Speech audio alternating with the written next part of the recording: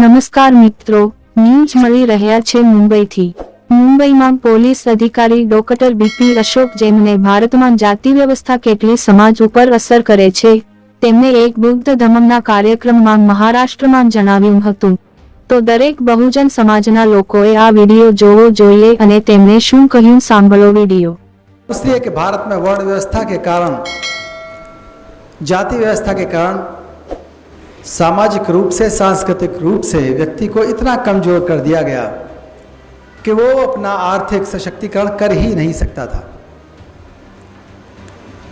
आर्थिक जागरूकता निश्चित रूप से एक ऐसा सिद्धांत है जो आपके सामाजिक जीवन से, आपके पारिवारिक जीवन से, आपके व्यक्तिगत व्यवहार से, सभी चीज़ों से जुड़ा हुआ है। हम लोग जब एक पुलिस अधिकारी की हैसियत से देखते हैं कि व्यक्ति की गरीबी के कारण क्या क्या हो सकते हैं और उसको कैसे अमीर बनाया जा सकता है। अमीर बनाने का या उसको बैंक स्थापित करने में उसका योगदान लेने से पहले जो सबसे बड़ा आधार है वो है अतिरेक का, सरप्लस। सरप्लस मनी कहाँ से आएगा? क्या वो सरप्लस मनी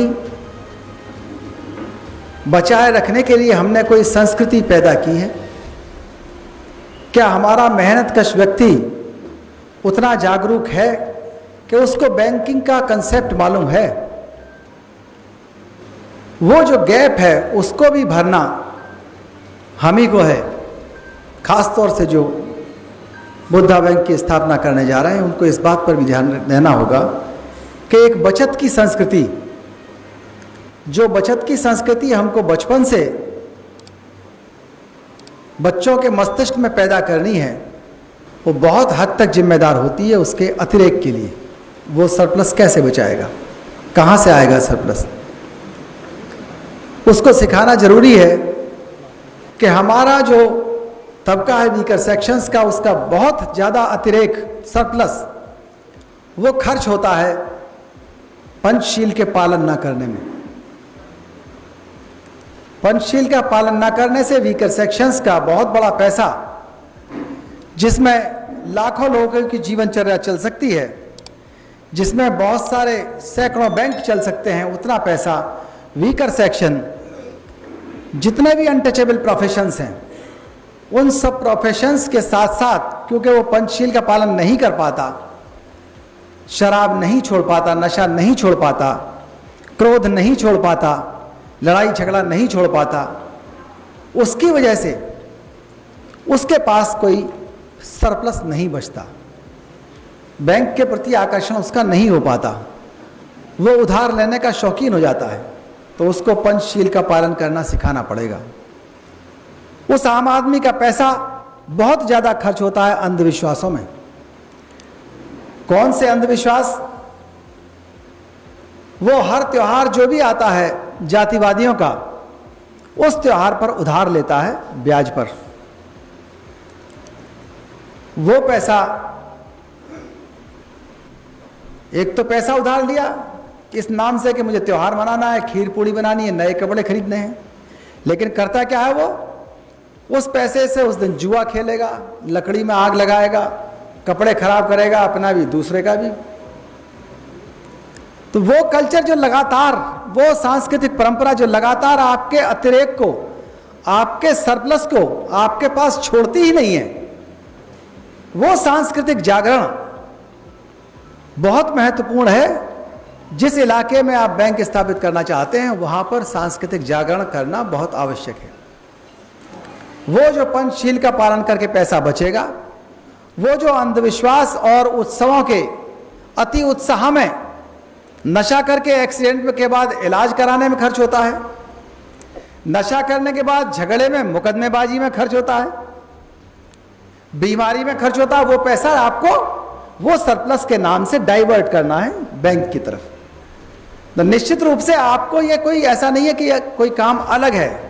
सामाजिक जागरण का, आर्थिक जागरण का, सांस्कृतिक जागरण का, ये सब इकट्ठे आपको लेकर के चलने पड़ेंगे, साइमल्टेनियस, एक साथ लगातार, तब जाकर के इसमें निश्चित रूप से आपको सफलता मिलेगी।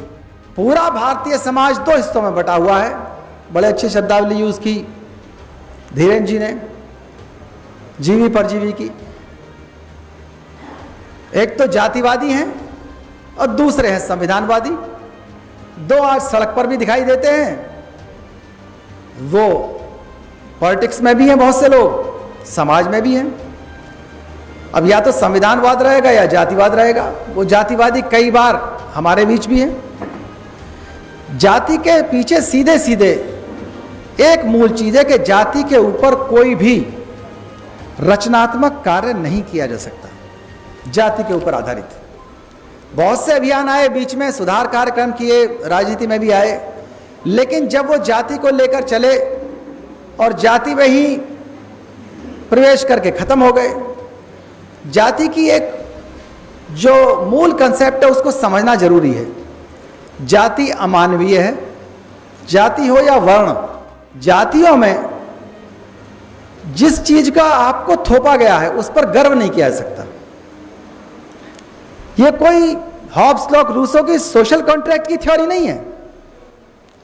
यह इतनी खराब चीज है, बुद्ध से लेकर के आज तक जो भी जिन्होंने भी इस पर काम किया, सब ने उसको आलोचना की और उसका खंडन किया, उसे खत्म करना चाहा। लेकिन वो खत्म क्यों नहीं हो पाया? उसको खत्म करने वाले भी उसी का नाम लेके चलते हैं। उसको खत्म करने वाले भी उसी के नाम पे ऑल इंडिया चमार महासभा बनाएंगे, ऑल इंडिया पासी महासभा बनाएंगे। कोई ग्रेट चमार कहेगा, कोई ग्रेट पासी कहेगा, कोई ग्रेट यादव कहेगा। तो वो चीज जो आपको ताकत देने के लिए बनी ही नहीं है, उस पर आधारित कोई भी एक्सपेरिमेंट सफल नहीं हो सकता। आप उस पर गर्व नहीं कर सकते। बाबा साहब डॉक्टर अंबेडकर ने इन सब चीजों का अध्ययन करने के बाद, मनन करने के बाद आपको एक ऐसा आधार दिया, जिस आधार पर चलकर आप न सिर्फ इस देश के अंदर, विदेशों के अंदर भी आपको सपोर्ट मिलेगी। वो बुद्ध की फिलॉसफी है, बुद्ध का रास्ता है। और जब देखा आपके विरोधियों ने कि ये बुद्ध का रास्ता सफल होने जा रहा है, उन्होंने दो तीन चीज की कि ये यूनिटी जो है, ये बहुजन यूनिटी वाला, इस कंसेप्ट को खत्म करो। वो पढ़े लिखे लोग बाग बहुत से पता नहीं इसके बारे में सोचते हैं या नहीं सोचते, लेकिन जो आपके विरोधी हैं, जो जातिवादी हैं, वो लगातार कोई ना कोई कंसेप्ट किया करते हैं, ऐसा स्ट्रेटजी करते हैं, षड्यंत्र करते रहते हैं, जिससे उनकी चीजें अच्छी हों, आपकी चीजें खराब हों। क्या उन्होंने पैदा किया? क्रीमी लेयर का कंसेप्ट बनाया था 1970 में SC ST के लिए, लेकिन सफल हुए वो 84 में, वो OBC पर लागू कर दिया। तो जो आप 85% की बात कर रहे हैं, उसको कैसे ध्वस्त किया गया? जो क्रीमी लेयर को हटा दिया गया, उनको कह दिया ये अब क्षत्रिय हो गए, उनका क्षत्रियकरण कर दिया गया। दूसरी चीज, कॉन्सिक्वेंशियल सीनियरिटी एक दी गई, जिसने रोस्टर के द्वारा रिजर्वेशन एंड प्रमोशन होता था। वो रिजर्वेशन एंड प्रमोशन में कॉन्सिक्वेंशियल सीनियरिटी बहुत अच्छी चीज थी, लेकिन जब रूल ऑफ मेजॉरिटी की बात आती है, जब संख्या की बात आती है, तो चीजें पार्लियामेंट तक जाती हैं या सुप्रीम कोर्ट में जाती है या मीडिया ट्रायल होता है। जब देखा गया कि ये कॉन्सिक्वेंशियल सीनियरिटी के द्वारा OBC का अधिकारी कर्मचारी उसी बैच में रह गया और SC का आगे निकल गया कई बैच, उधर माइनॉरिटी वाला भी देखने लगा, तो उनकी मूक सहानुभूति OBC की भी और माइनॉरिटी की भी कॉन्सिक्वेंशियल सीनियरिटी की वजह से चली गई। वो जो यूनिटी थी, बहुजन यूनिटी, वो ध्वस्त कर दी गई। इसका समाधान यह था कि हमें साथ के साथ जिस जोर शोर से वो आरक्षण की खिलाफत करते रहे जातिवादी, आपको एनाइलेशन ऑफ कास्ट बिल की मांग करनी चाहिए थी, एक्ट की मांग करनी चाहिए थी, कानून की मांग करनी चाहिए थी कि हम कास्टलेस सोसाइटी चाहते हैं, हम संविधानवादी हैं, हम अंबेडकरवादी हैं। जिस तरह नोटबंदी आप कर देते हैं, उस तरह एक ही दिन में बता दिया जाए कि कल सुबह 10 बजे दफ्तर में जो आएगा, दफ्तर की नेम प्लेट, वर्दी की name plate, Jat regiment, Rajput regiment, ये कल से नहीं लिखे जाएंगे। सिर्फ एक्सेप्शन वहां होगा जहां पर दावे हैं रिप्रेजेंटेशन के, जहां पूरे नहीं है। ये एक दिन में वैसे ही लागू की जा सकती है जैसे नोटबंदी लागू हुई। ये हमारे लोगों ने ना तो डिमांड की, और वो जो इससे लाभ ले रहे हैं वो इस डिमांड को मानेंगे क्यों? निश्चित रूप से उन्होंने, उनका जो डिवाइड एंड रूल है वो लगातार चलता रहा, वो यहां तक के डिवाइड एंड डिस्ट्रॉय तक आ गया, बांटो और ध्वस्त करो। तो वो यूनिटी नाम की, वो लगता जरूर है कि इतने % लोग हमारे बैंक में आ जाएंगे। जब तक जाति के खिलाफ कानून नहीं बनता, जब तक सांस्कृतिक मंच पर हमारे लोग एक साथ नहीं आते, जब तक वो पंचशील का पालन नहीं करते, तब तक उनके सरप्लस को डाइवर्ट करना हमें मुश्किल है। तो हमको इतनी अच्छी शुरुआत के साथ साथ आसपास के लोगों को यह भी करना होगा कि हम उनकी जो अटेंशन है उस सरप्लस को बैंक में जमा करने की रहे। जितने न्यायालय हैं सारे के सारे, जितने भी निर्णय आए रिप्रेजेंटेशन के संबंध में, उन्होंने बहुत बड़ी निराशा दी। वो न्यायिक चरित्र इस देश के अंदर जाति की वजह से हो ही नहीं पाया। जिस भी कुर्सी पर जातिवादी बैठ गया, उस कुर्सी पर उसने पूरी तरह से या तो जातिवाद फैलाया, भाई भतीजावाद फैलाया, या कोई ना कोई असमानता की चीजें फैलाई। उन्हें न्याय के संबंध में कोई चीज समझ में नहीं आती। उसकी वजह क्या रही है? वजह रही है कि हमारा जो रिप्रेजेंटेटिव है, हमारा जो मेंबर ऑफ पार्लियामेंट है, और जो हमारे रिजर्व सीट के जो मेंबर्स हैं, वो इतने प्रभावशाली नहीं हो पाते जितने प्रभावशाली वो लोग हैं जिनको मालूम है कि हमारा वोटर हमारे साथ है। जितनी हमारे देश के अंदर रिजर्व कॉन्स्टिट्यूंसीज हैं, उन सारी रिजर्व कॉन्स्टिट्यूंसीज में 30 से 40% तक जनसंख्या बैठती एससी की। लेकिन जब चुनने की बात आती है, जो इलेक्ट होता है, वो 60 या 70% लोग इलेक्ट करते हैं। जो शेष हैं, तो वो रिप्रेजेंटेटिव किसका हुआ? 60 या 70% लोगों का हुआ। वो 30 या 40% लोग जो हैं मैक्सिमम, उनका रिप्रेजेंटेटिव नहीं हो पाता।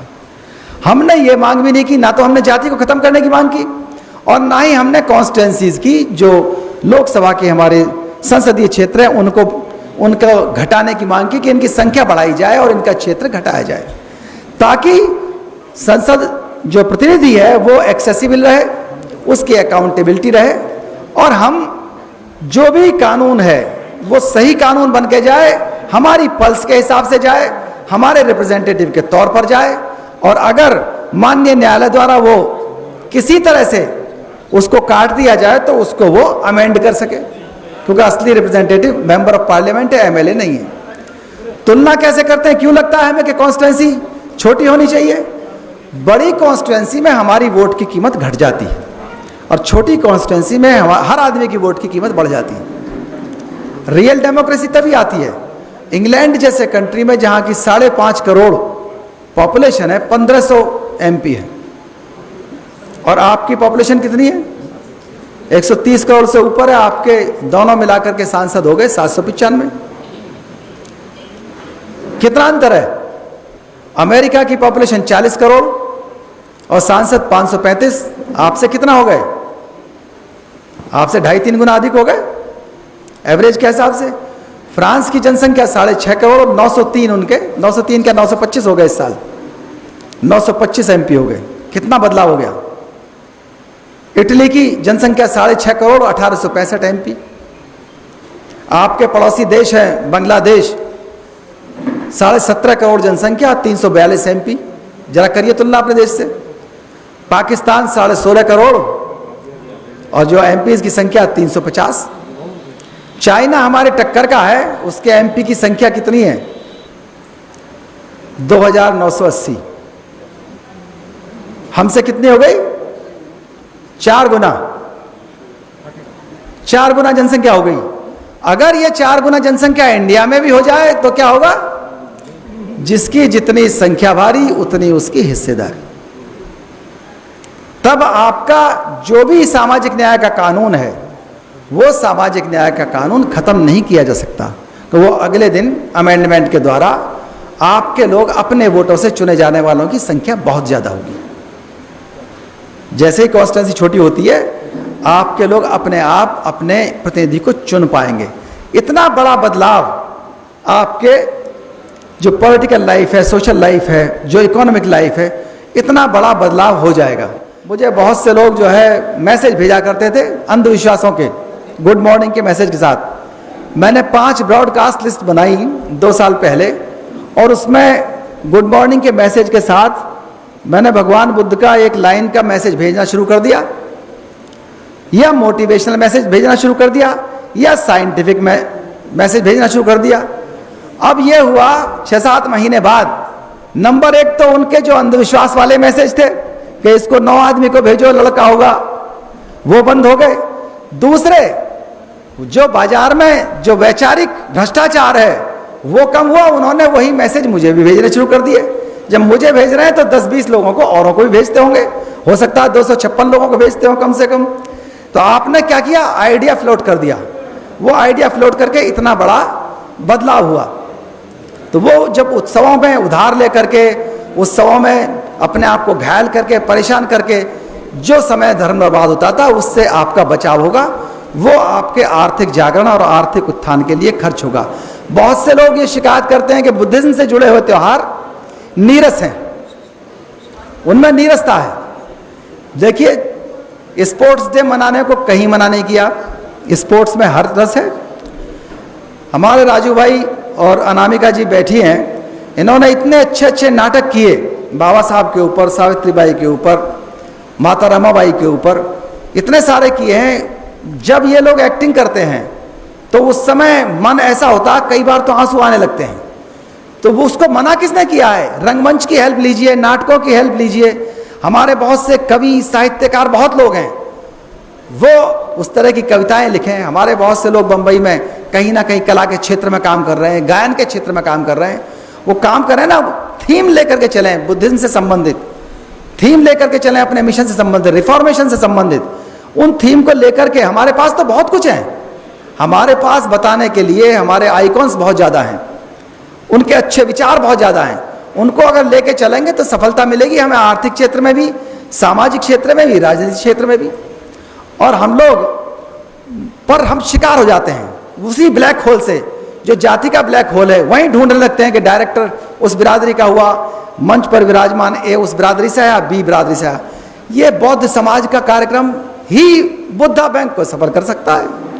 जब पहचान आपकी अलग होगी कि हाँ ये बुद्धिस्ट हो गए, तभी तो बुद्ध से पहचान बनेगी, एसोसिएशन जुड़ेगा। जब बदलाव करने चलें तो सबसे पहले नाम बदलिए, उपनाम बदलिए, अपनी परंपरा बदलिए, जाति सूचक जो काम व्यवसाय कर रहे हैं उसे बदलिए, अंधविश्वासों को छोड़िए। बुद्धिज्म तो बहुत सिंपल चीज है। अभी बात चल रही थी कि हाँ किसी तरह से हम लोगों को मनाने लगे उन्हीं के यहाँ घुस करके, ऐसा संभव नहीं है। उनके यहाँ पर अंदर जा करके आग लगी हुई है, उसमें कोई चीज रिपेयर करने लायक नहीं है, वो अमीबा की तरह से है, उसको छोड़ना पड़ेगा। उनका नाम भी लेने की जरूरत नहीं है। जो जातिवादी लोग हैं उनके बहुत से फ्रंट खुले हुए हैं, उनके पास फैलाने के लिए कुछ नहीं है। आपके पास फैलाने के लिए सम्यक शिक्षा है, सम्यक विज्ञान है, मध्यम मार्ग है, संविधान है, और इतने बड़े बड़े आपके पास प्रेरणा स्रोत है। महामानव बुद्ध से बड़ा प्रेरणा स्रोत कौन हो सकता है? बाबा साहब, डॉक्टर अंबेडकर, ज्योतिबा फुले, सावित्रीबाई से कौन बड़ा प्रेरणा स्रोत हो सकता है? उनकी इतनी अच्छी बातें, मोटिवेशनल चीज़ें, और आज हमारे बच्चे सबक लेकर के 100% तक नंबर ला रहे हैं। तो भविष्य बहुत अच्छा है, मैं बधाई देता हूँ। और ये सांस्कृतिक जागरण को साथ लेकर चलिए, बुद्धा बैंक आपका सफल होगा। हम लोगों से तन मन धन से जो भी हो पाएगा हम लोग करेंगे। अगला प्रोग्राम भी बहुत जल्दी करिएगा, और गर्मी भी ज़्यादा है, वक्ता की संख्या ज़्यादा है। ये सब टॉपिक इस तरह के हैं जो एम्पावरमेंट के हैं कि इनमें बहुत समय लगता है। मैं इन्हीं शब्दों के साथ, क्योंकि अभी कई वक्ता